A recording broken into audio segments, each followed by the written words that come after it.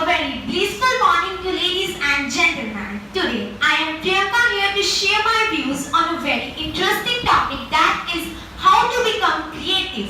Every person is born with special unique qualities with him. The talent that can be learned or sometimes it is inherited. There are many instances in real life which depicts the creativeness or creative mind of a particular individual. I would like to talk about one person who have made her name in the field of entertainment. Her name is Priyanka.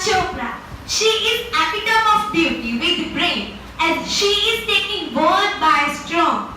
Currently, she is doing many projects based on the Hollywood as well as Bollywood. She has that kind of persona who inspires others.